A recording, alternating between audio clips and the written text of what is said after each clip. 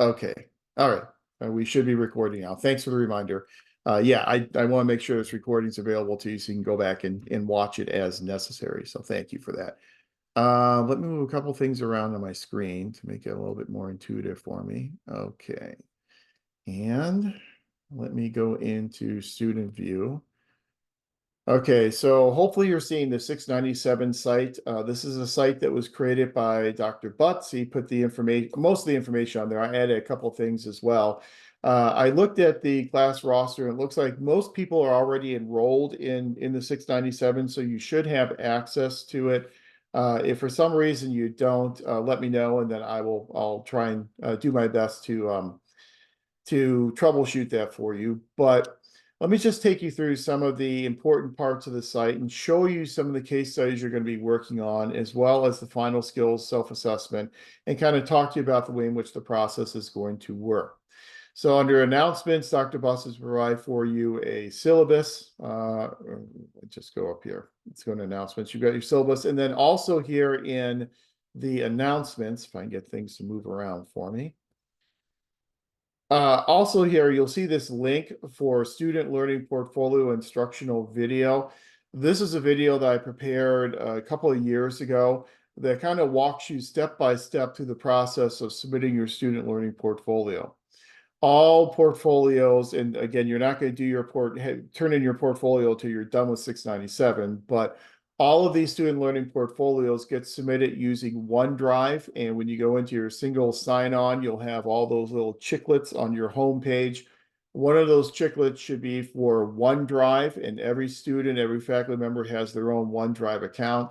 So you'll just click on OneDrive, and then you can upload your portfolio directly to OneDrive and then share that portfolio with me when you're ready to submit. But this link will take you to that video. We won't watch it today, but you can watch it at your leisure. That takes you step by step how you submit your portfolio using OneDrive. So I think that might be helpful for you once you get to that point in time. As I said, then there's also the syllabus that Dr. Butts prepared for you. All of your case studies you'll access through the assignments link. And so, I'm sorry, Esmeralda, go ahead. Thank you, Professor. I just had a question about the OneDrive. I did create like the basic folders. And then I want to say that there was like some professor like telling me that I had the incorrect ones. And I asked, I think it was a girl, like, how do you have access if I didn't share it? Was that like, does anyone have access to it or what exactly? And That's she, interesting. Yeah, they shouldn't. No, you shouldn't until you give someone access. They should not have access to review your files on OneDrive. so what should I do? Because I mean, I'm like, how does she get access to it? I still have the email. I could email you the person's name. Yeah, It why could don't be you a phishing attempt, so you gotta be careful about that. Yeah, why don't you forward that email to me and let me take a look at it, because no one should be able to have access to anything on your OneDrive until you give them that access, so you share it with them. So forward that email to me and let me take a look at it. Okay, thank you. Sure. Yeah, and there are so many phishing attempts out there. We have to be really, really careful anytime you get anything. But yeah, usually until you share it with someone, they don't have access to it. That's usually the way OneDrive works. So, but yeah, forward that email to me. I'll take a look at it. So all your case studies there are listed here on the assignments, and you just it's the same way you've done your assignments in other Canvas classes. So you just click on the link, and then the assignment will be there, and then you can upload your assignment directly in this Canvas site. It's very, very important that you submit all your cases to this 697 Canvas site. Do not submit them to the organization site. The organization site is for stateside students. And so if you submit your cases in the organization site, they kind of get mixed in the hopper with all the other cases. And then you have other non-DL faculty who are grading the cases. So avoid that. Just submit all your cases directly to this 697 Canvas site, and do that through these links here under assignments. And then also I've added here as an assignment, which again is ungraded, but this is your final skills self-assessment. So once you have finished all 5 of your cases and submitted all 5 of your cases, you can then do the final skills self-assessment. Final skills self-assessment is the exact same thing that you did with the initial skills self-assessment in PPA 500. The only difference is in the initial skills self-assessment, the final question was, what did you want to get out of the MPA program? Now, in the final skills self-assessment, the final question is, what did you get out of the program? You know, what are some of the most advantageous aspects of the program that help to contribute to your career? So it's kind of this bookending that we'd like to do here in the program. But again, that final skills self-assessment you will not be doing until you've completed all 5 of your case studies.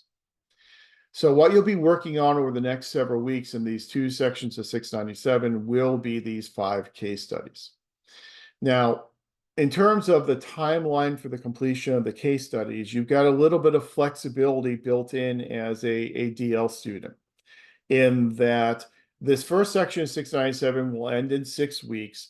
But if you do not have the 5 cases done by the end of the first section of 697, which to be honest with you, no one ever does, you will then receive a grade called an RP.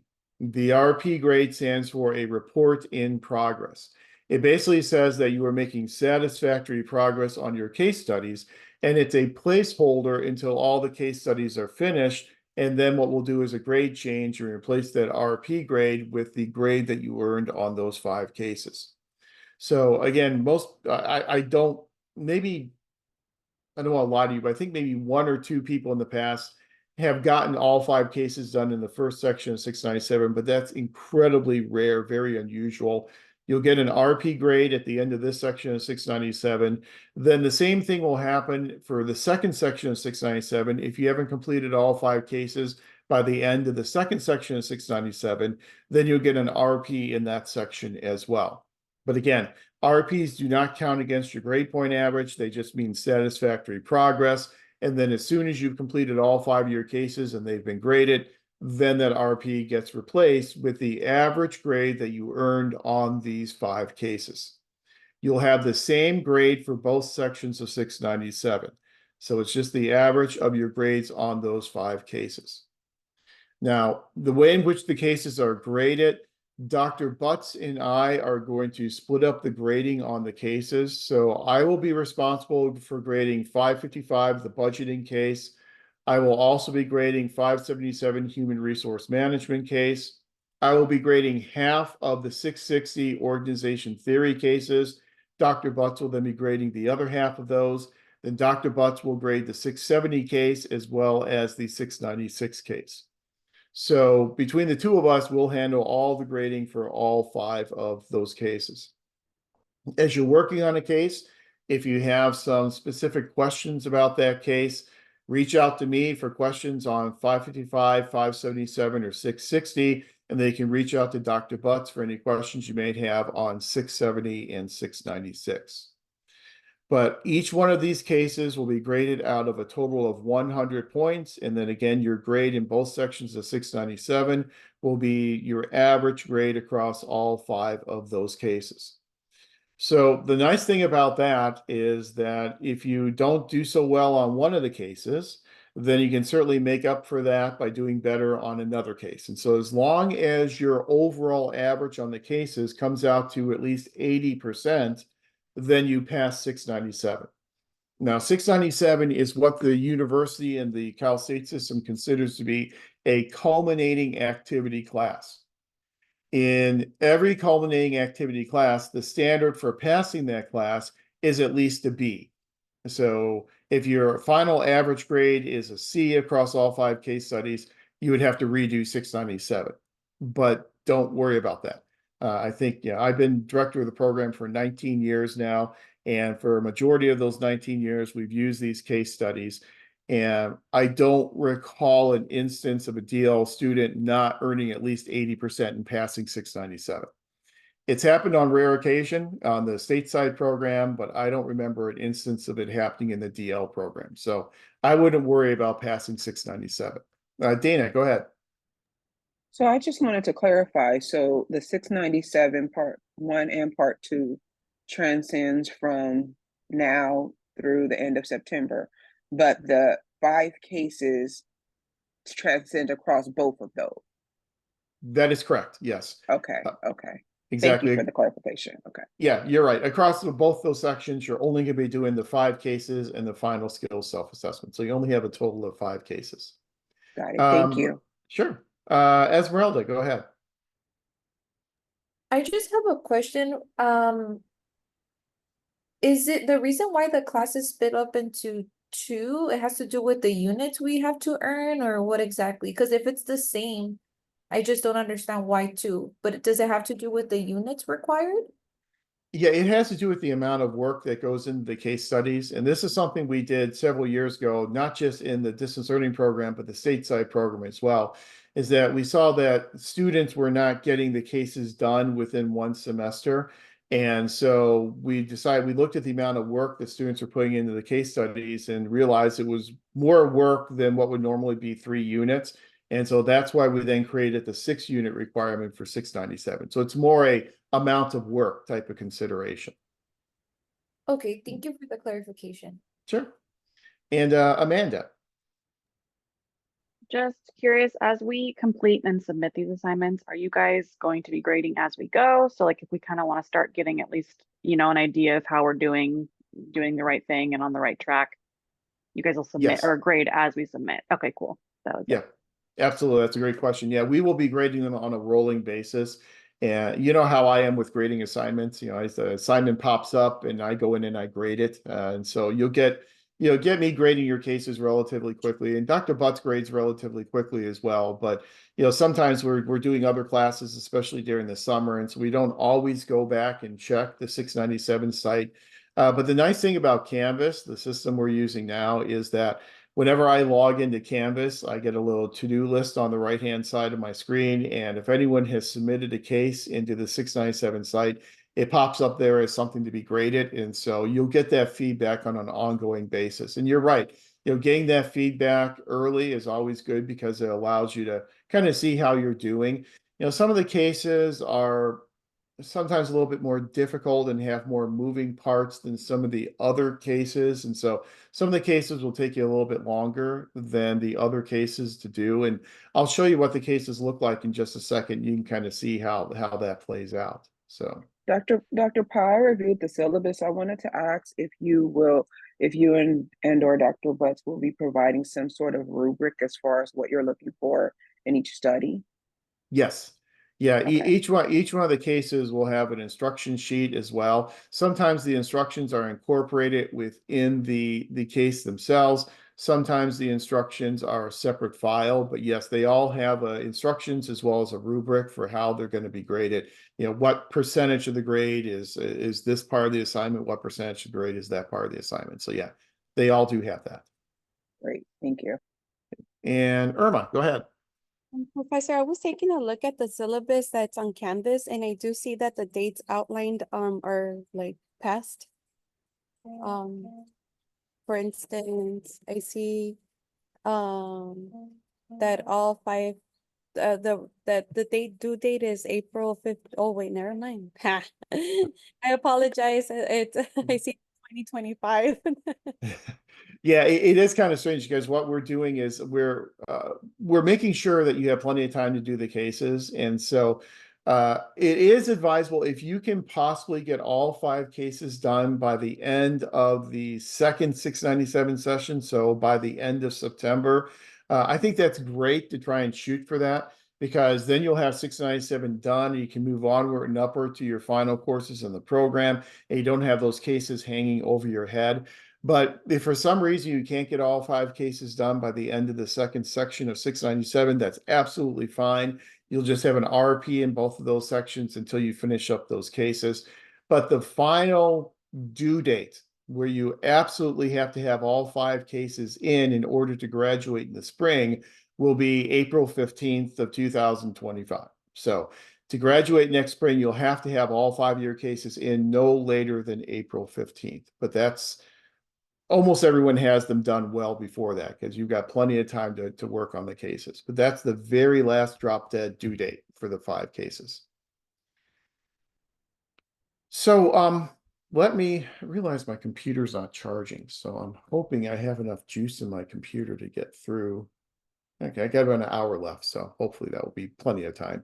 Let me share with you some of the cases and just, I'm not going to go through them in detail, but if you haven't looked at them yet, I just want to kind of give you a flavor of what each of the cases looks like and what you're going to be doing in each one of those cases. So let's start with 555. Hopefully you can see the 555 case study on your screen. This is a case that was developed by Dr. Moore. Now, you've never had Dr. Moore as a professor. He was our budgeting guru in the department for many, many years. He recently retired as of last academic year, but he left with us his final case study, and that's one that we are using here for this DL cohort. This case deals with the creation of a summer school program. And so we're not going to go through every aspect of the case, but essentially what's going on is an independent summer school is being created by a local school district to provide remedial education during the summer. Summer school will serve students from the 3 regular high schools within the district and will run for 3 months from June 1st to August 31st.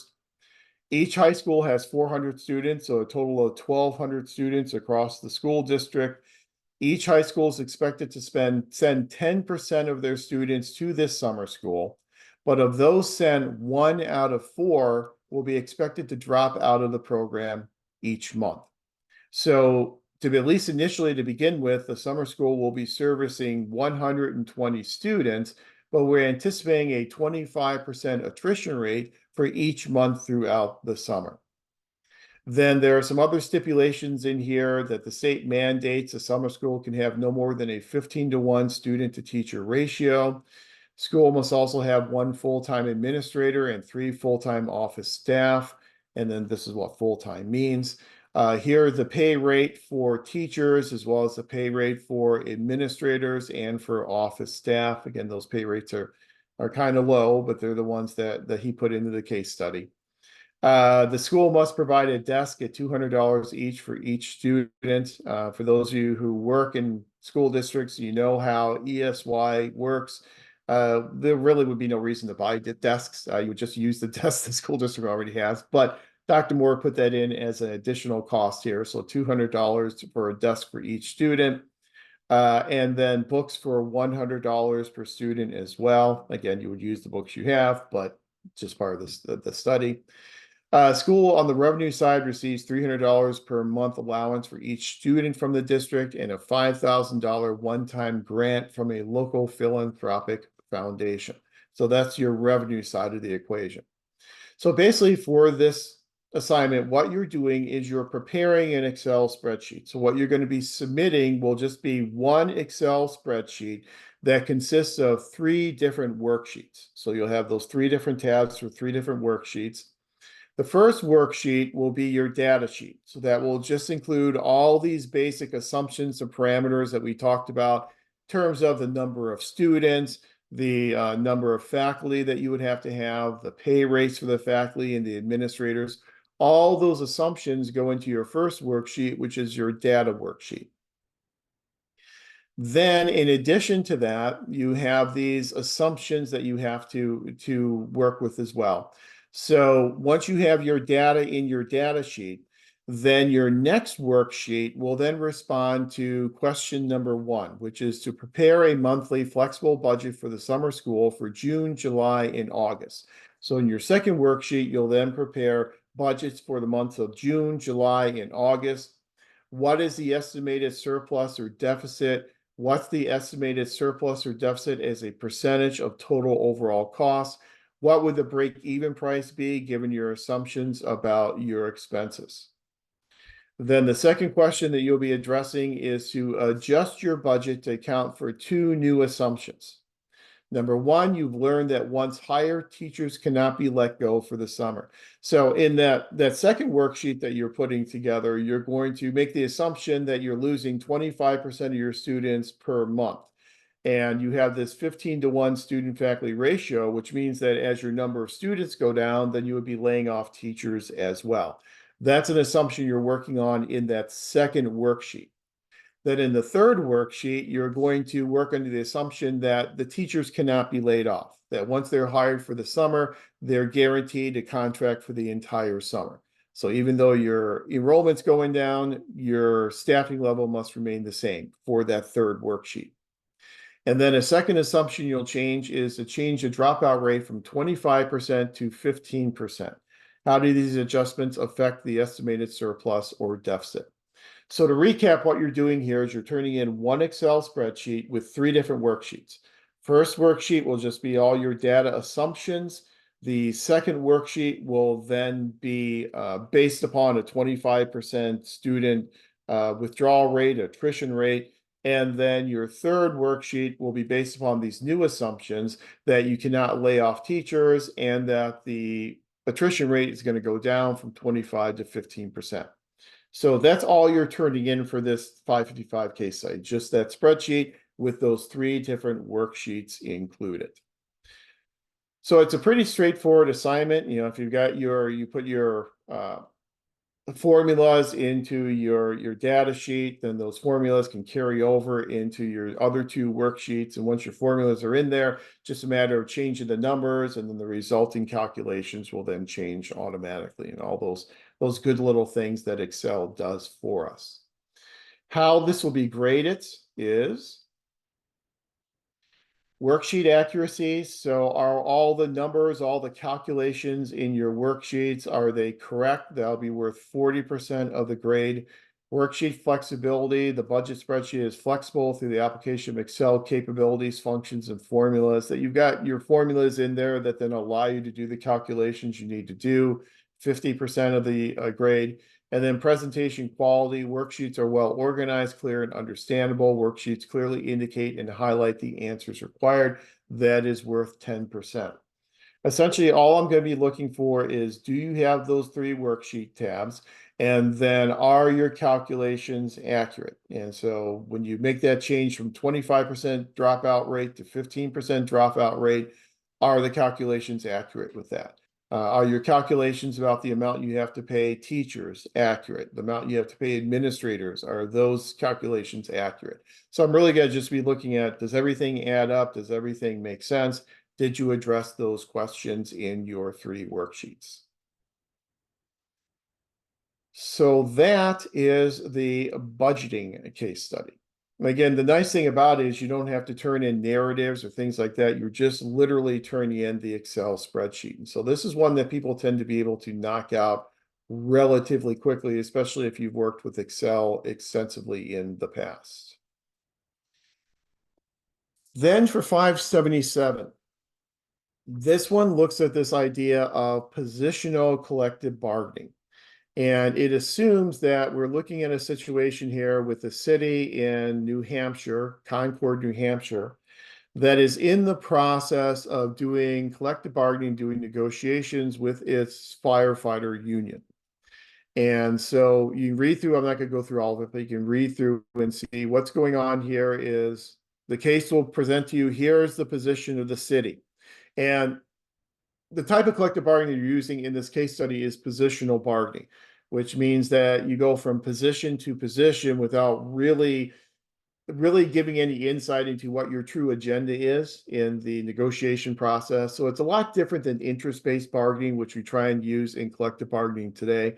This is kind of your more traditional, I don't want to say antagonistic, but your more traditional type of positional type of bargaining that's going on. So here's the city's position in the bargaining process. Here is the union's position in the bargaining process. And then based upon the city's position and the union's position, you will then prepare a memo. And in that memo, you're assuming that, number one, you're the leader for the labor team. And so as leader for the labor negotiations team, what instructions for positional bargaining would you give to your labor team? Secondly, you are the team leader for the management team. What instructions for positional bargaining would you give to your management team?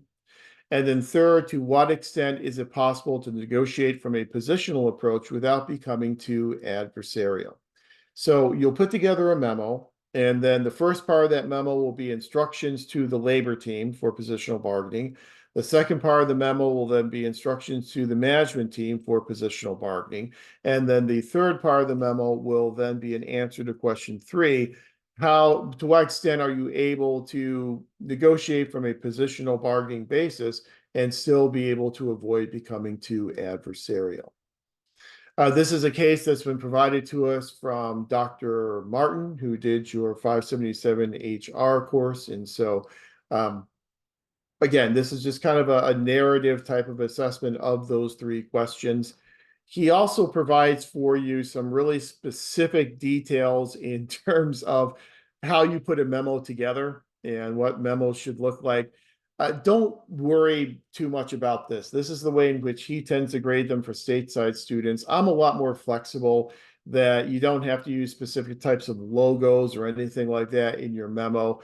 You can certainly read through these instructions. It'll give you some ideas in terms of what the memo should kind of look like, but I think you're all familiar with memos and how memos are structured. You've got your to, you've got your from, you've got your regarding, and then you can just go at it in terms of answering those three questions.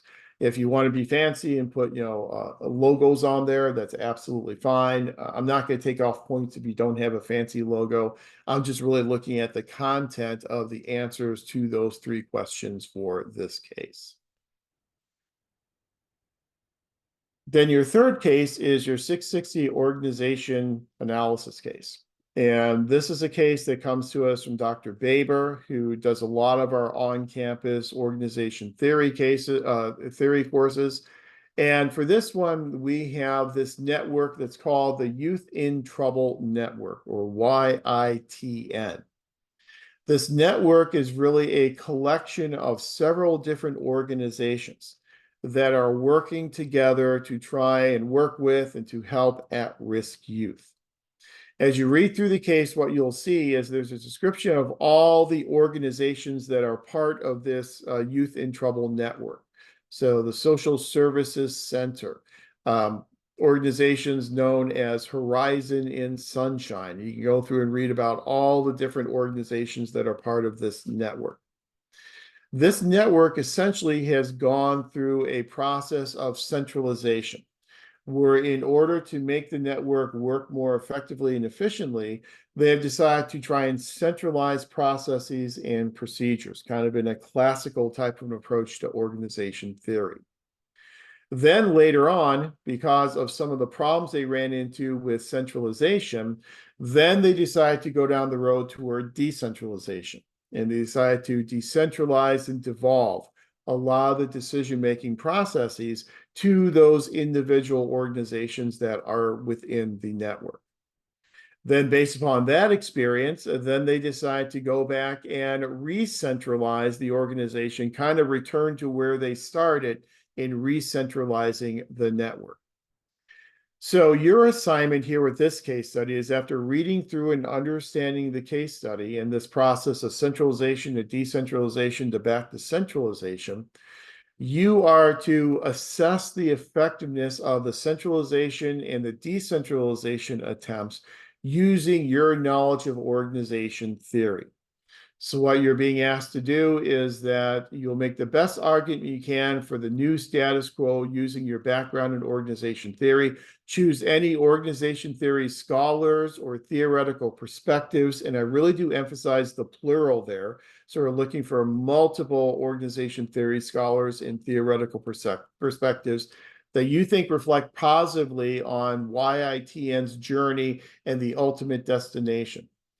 Then, because every coin has two sides, make the best argument you can, drawing on other OT scholars and theorists, that YITN needs to be reformed again. So which organization theorists, which schools of thought would argue positively for this re-centralization? Which organization theories and schools of thought would argue against re-centralization and argue for maintaining that more decentralized type of a structure? So again, I really do want to emphasize, I am looking for multiple organization theories and multiple schools of thought. So just not one or two, I'm looking for multiple. And so you'll want to apply the organization theories and the organization schools that you think are most applicable for arguing for maintaining centralization and then arguing against maintaining centralization. And so some of this, because we've just finished 660, should be kind of apparent to you. We've just gone through all the schools of thought, and so I think you have a pretty good idea of what those schools are and what those authors would think about centralized structures versus decentralized types of structures. The basic grading rubric is 20 points for the thoroughness. How complete was your coverage? Were there major or minor issues overlooked? Value added. How effectively did you draw on the organization theory literature to support your analysis? It's anticipated that you will rely primarily on your readings in PPA 660 to complete the assignment, but you can use any materials that you like. Now, one thing I probably should have mentioned with these case studies is that they are designed to be assessment mechanisms, which means that they are not research papers. So you are not required to go out there and acquire additional research in order to do this analysis. You are to do the analysis on each one of these cases based upon what you learn from each one of those relevant courses. Now, it doesn't preclude you from going out there and doing external research. You're certainly welcome to do that, but you will not be docked points. You will not lose points because you didn't do external research.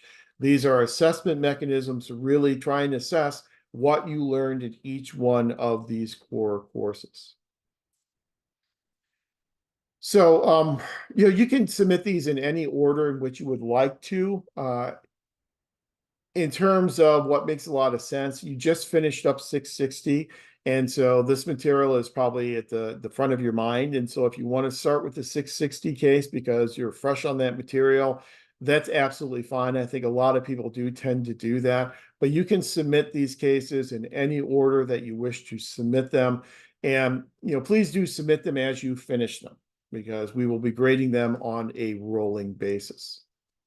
There are no revise and resubmits for the case studies, and so you get kind of one shot to submit it, and as it's submitted as it will be graded. So there's no iterative process. There's no revise and resubmit that's allowed on any of the cases. So, but you can certainly submit them. I encourage you to submit them as you complete them. Now for 670.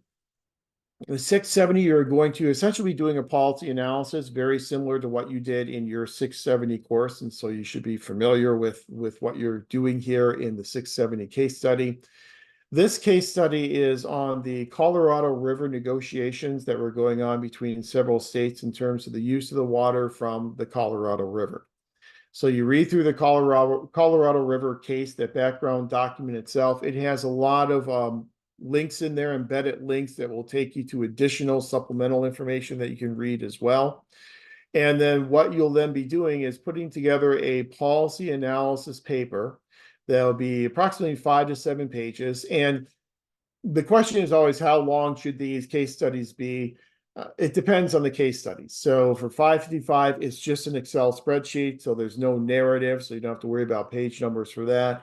For 577, it's something you can certainly dispense with, I think, in 5 to 7 pages relatively easily.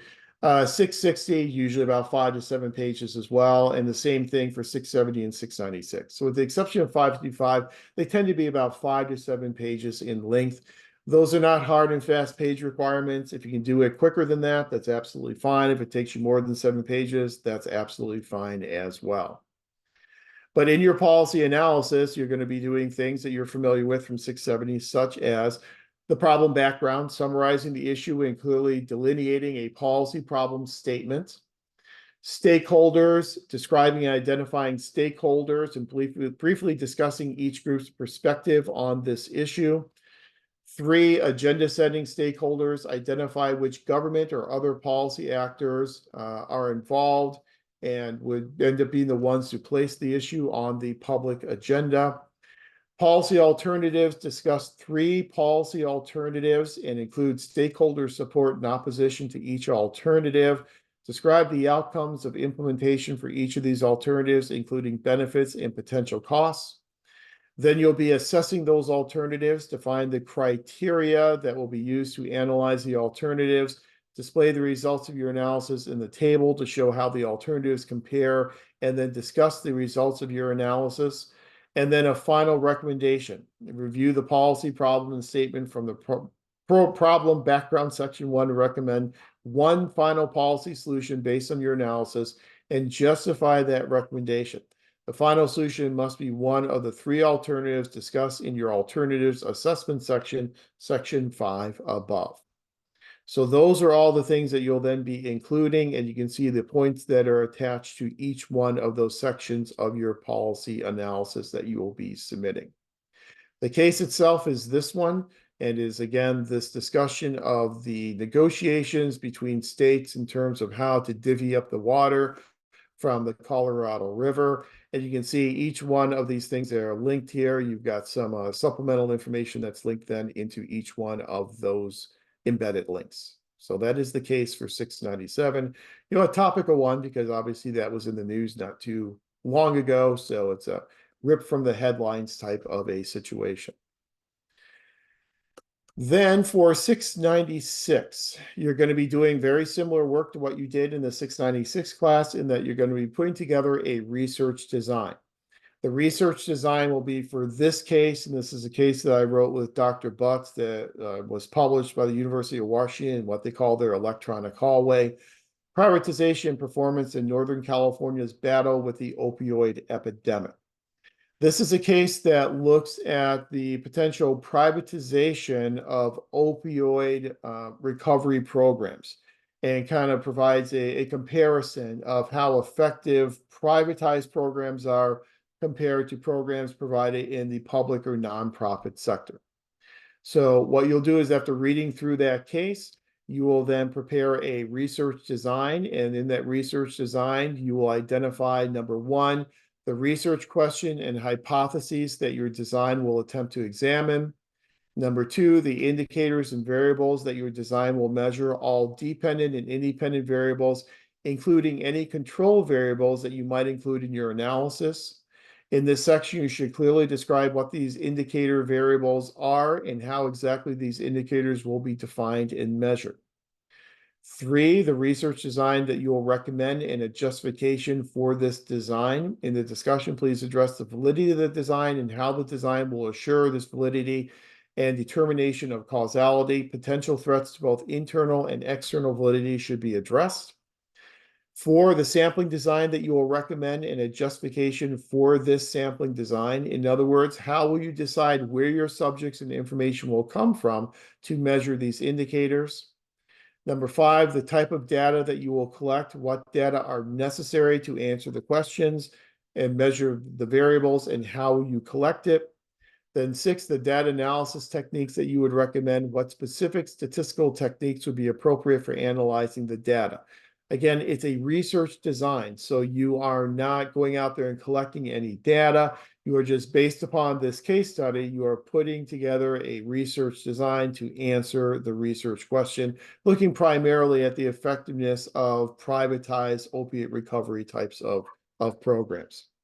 Then you've got your rubric here. So 15% for the research question, 15% for the variable definition and measurement, 15% for the research design, 15% for sampling design, 15% for data collection, 15% for data analysis, and then the remaining 10% for the quality of writing and presentation of that research design. So that's the rubric that will append to this research design. Again, this is a research design assignment that is very similar to what you probably did in 696 with Dr. Butts, and Dr. Butts will be grading this case. So those are the 5 cases. Again, typically they range from 5 to 7 pages in length, with the exception of 535, which is literally just the Excel spreadsheet itself. Then once you have completed those 5 cases, then you will be ready to do your final skills self-assessment. And as we said, the final skills self-assessment is essentially a redo of the initial skills self-assessment that you did in PPA 500. So as you remember from 500, the first section of the skills assessment, this ordinal ranking of how much you feel you know in each one of these areas. Part 2, a brief explanation of your experience and or skills in the 5 main areas, core areas of the MPA program. And then part 3, reflect on how well the MPA program met your expectations, the types of skills that you learned from the MPA program that you are hoping to learn. So, what we'd like to do is we'll take a random sample of these and compare the initial skill self-assessment to the final skill self-assessment to see from your perspective as a student how well the program has serviced you, how well the program has prepared you for further success in your careers. So this final skill self-assessment you complete after you submitted your 5 case studies. Once you've submitted your 5 case studies and they are all graded and you have completed the final skill self-assessment, this final skill self-assessment only gets included in your student learning portfolio. So unlike the case studies that we submit directly to our 697 Canvas site, this final skills self-assessment does not get submitted to the Canvas site, but instead it goes into your student learning portfolio, and that student learning portfolio then gets submitted through OneDrive. So once you've got your 5 cases done and graded, you got your final skills self-assessment done, you are then ready to assemble your student learning portfolio. So the student learning portfolio consists of 3 parts. Part 1 is the initial and the final skill self-assessment. You just put them into part 1 just as they are. Part 2 will be your pre and post instructional assignments from your 5 core courses of budgeting, HR, org theory, policy, and research methods. And now each of your instructors for those courses should have identified what is the pre and what is the post instructional assignment for each of those courses. Remember, for 660, we said our pre-instructional assignment are those Canvas essays that you did on a weekly basis. And then our post-instructional assignment is the organizational analysis paper. You don't have to make any modifications to the pre and post-instructional assignments. You literally just put them in part 2 of the portfolio as you submitted them to the relevant class. And then part 3 of the portfolio will just simply be the 5 case studies that you completed in PPA 697. And that's it. That's the entire student learning portfolio. So you can see once you're done with your cases and your final skill self-assessment, you have everything that you need in order to put together your student learning portfolio. We do ask that when you put your 3 files together, your 3 folders together in OneDrive, that you also then include a title sheet just with your name and your campus ID number, because what you'll then do is once you put everything into OneDrive, you then share it with me. I will review your portfolio just to make sure everything is there. I don't go back and regrade anything. There's no substantive type of grading. I just literally make sure that you've got all 3 sections of the portfolio there. I will then approve the portfolio. I then send an email to Geraldine with your name and your campus ID number, and she then clears your portfolio requirement with Office of Enrollment Services. Once your portfolio requirement has been cleared by Enrollment Services, you'll then notice on your unofficial transcript, you'll then have a notation at the bottom of the transcript that says Graduate Project Complete. Whenever you see graduate project complete, that means that we have cleared your portfolio requirement and that Enrollment Services is agreeing that your portfolio requirement is completed. So that's what we call the student learning portfolio. Now, I do want to allay some of your concerns, though, in terms of part 2 of the student learning portfolio. I know some of these courses you had several months ago, over a year ago, and so if you don't have all of the pre and post instructional assignments from those 5 core courses, that's okay. Just submit the pre and post instructional assignments that you have. We're not going to deny a portfolio just because you're missing some of the pre and post instructional assignments. I know sometimes it's hard to track those down. If you didn't keep those, electronic version of those when you completed the course, I don't want you to have to run around to instructors trying to get copies of those assignments. Just submit what you have in the part 2, and that will certainly be good enough to get the portfolio approved. So that is the student learning portfolio. Again, I have on the Canvas sites under announcements the link to the video that will then show you the step-by-step guideline for submitting everything through OneDrive and then sharing it with me. It's all very much a step-by-step, very clear, easy to follow type of process. You can just watch that video and it will give you everything you need to know. about the student learning portfolio and then how to share it through OneDrive. So I think that's pretty much it for my introduction to 697. So let me open it up for any questions you may have. Emily, please go ahead. Hi, Dr. Powell. Just a quick question. Do you know when we're supposed to apply for graduation? Yes, that's an excellent question. You'll need to apply to graduate no later than I believe it is October 15th. I'll double check with Geraldine, but I believe it's October 15th is a deadline to petition to graduate for graduation in the spring. And let me follow up with Geraldine and make sure that that's the correct date. Petition to graduate is something that you can do directly through the Enrollment Services website, so you don't need our approval as a department to do it. You go to the Enrollment Services website and they have a link on there for applying to graduate, and you can do it directly through their site. But I'll double check with Geraldine, but I believe it's October 15th. Great, thank you. Professor, Yes.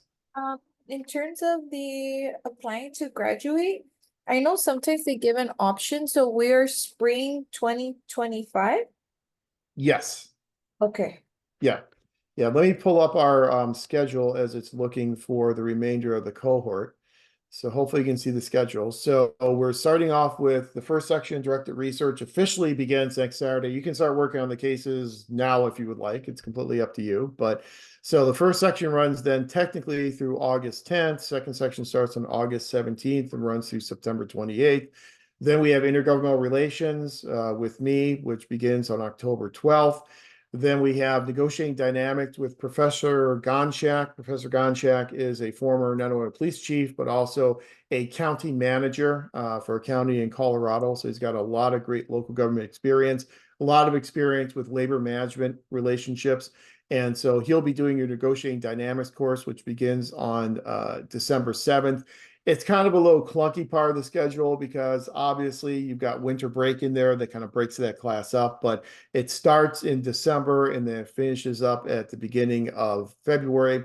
And then grants administration, which runs from February 15th until March 29th. So your final class will then be over as of March 29th. Last day to submit case studies will be April 15th. Last day to submit your portfolio to share it with me will then be May 1st of 2025, and then you'll be cleared and ready to graduate in spring 2025. So that's what we're looking at with our schedule. That grants administration class 540, we may have a little staffing change in that depending upon Dr. Matthews, and she has a large grant that she just received. And so I know she has to step back from some of her DL courses. And so we may have a slight staffing change there and have our other grants person in the department teach that course. But we'll cross that bridge when we come to it. But I already have a backup plan that's already the faculty members agreed to. So in case Dr. Matthews can't teach it, then we certainly can have Dr. Zhao step into that course. So any other questions? I know we kind of went through all this very quickly, but I just kind of want to give you this introduction to 697 and how it works. It's going to give you a little bit more free time in terms of not having classes on Mondays. Yeah, we don't have any scheduled Zoom sessions for 697. It's all working on these cases independently, and the expectation is that you will work on these cases independently, so there's no group work that is allowed. When the cases are submitted to Canvas, we enable the turn it in function, and so if we start getting a lot of cases that are identical to other cases, obviously that's going to be an issue. There'll be some overlap because everyone will probably be talking about some of the similar organization theorists in the 660 case, but make sure you work on these cases independently. So I said, if you have questions as you're working on them, 555, 577, 660 questions can come to me. 670 and 696 questions can go to Dr. Butts. And the way in which we're kind of dividing up the workload here is the first section is officially Dr. Butts' section. He is doing 2 units of it. I'm doing 1 unit of it. And then I'm doing all 3 units for the second section. So Dr. Butts and I are basically on duty for both of these 2 sections. And so you can do the cases in any order in which you are comfortable doing them, and we will certainly grade those on a rolling basis. If, as you are working on these cases, if there is a sentiment among the cohort that you would like to have a check-in Zoom session sometime near the end of the first section of 697, so sometime around the middle part of August, that's certainly something we can accommodate. So just reach out to me. Let me know if you as a cohort want to have a check-in session, and I can schedule a Zoom session then for the probably that August 10th date. And we can all get together in a group and hash out any questions or any issues that you're running into. So that is certainly something that I am absolutely open to if you would like. Otherwise, it's just independently working on these 5 cases. Okay. Any other questions or any other clarifications? This obviously isn't the only time you can ask questions. You can ask me questions anytime that you like. Just send me an email, and I'm always available to answer any questions that you would like to have answered. Yeah, I think it's usually a good idea that on August 10th, we do kind of have that check-in session just to see how everything is going and kind of touch base again as a cohort. Because it's kind of strange that you've been together every week for the entirety of the program, and now you're kind of going off on your own for the summer to work on these cases. So it's always good to have that check-in. So I think we probably will do that August 10th Zoom session. Okay, well, it's been a pleasure working with everyone 660. If you haven't turned in the final assessment or the org analysis paper yet, please do get that in by midnight. I hope to have all the grades done by Monday. Have your final grades turned in. They can move onward and upward working on these case studies for 697. Reach out to me at any time if you have any questions or need any clarifications. I'm always happy to answer any questions you have. Okay, hope everyone has a great weekend. Good luck on 697, and I will, I'm sure, be talking to you by August 10th, and certainly going to be talking to you again in our next course in 535 beginning in October. So thanks, everyone. Have a great weekend. I will talk to you soon. Thank you. Have a Thank good you. weekend. Thank you, everyone. Thank you. Thank you.